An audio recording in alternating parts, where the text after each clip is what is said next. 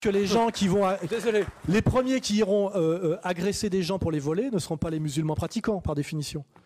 Ça sera plutôt les voyous qui fonctionnent comme les bandes ethniques américaines, c'est-à-dire les ultralibéraux. N'oubliez pas qu'un jeune de banlieue en survêtement est d'abord un ultralibéral sur le modèle américain. Je veux dire, son modèle, c'est la bande ethnique ultralibérale américaine. Le bling-bling, la maille et la meuf. Et que s'il est réellement réislamisé sérieusement et en profondeur, il échappe à ce monde-là. Ce qui veut dire qu'il ne suffit pas qu'un voyou vendeur de shit mette une djellaba pendant 15 jours pour en faire un bon musulman. Et le travail à faire chez les musulmans, c'est de bien faire le tri chez eux entre les musulmans authentiques et respectables et les faux musulmans manipulateurs. Et malheureusement, vous savez très bien que les médias pervers nous montrent toujours les faux.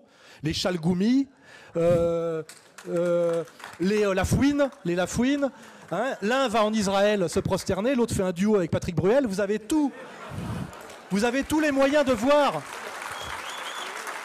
Vous avez tous les moyens de voir par votre culture, et notamment par le travail qu'on fait nous, pour avoir les tests de qui est un bon musulman et qui ne l'est pas. Et moi je dis, je n'ai aucun problème avec les bons musulmans. J'ai un problème avec les escrocs à l'islam, les types qui pratiquent le meurtre entre musulmans pendant la période du ramadan. C'est ce qui s'est passé systématiquement en Libye et en Syrie. Un bon musulman ne tue pas un autre musulman pendant le ramadan, il me semble.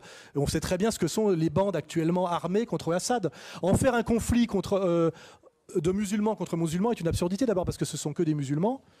Et en plus, on se dit finalement... les plus mauvais musulmans, sans doute, en ce moment en Syrie, sont ces bandes d'égorgeurs estampillés Al-Qaïda, dont on voit très bien qui les paye et qui les aide. Quand Bernard-Henri Lévy vous dit tout ça, faites-moi confiance, c'est bon pour Israël, et qu'il est derrière et qu'il applaudit, et qu'il est... vous avez les réponses. C'est-à-dire, moi, quand je veux savoir ce qu'il faut penser d'un sujet que j'ai pas le temps de me renseigner, je regarde ce qu'a dit Bernard-Henri Lévy. Et je sais qu'il faut penser le contraire. C'est vrai, non? Voilà.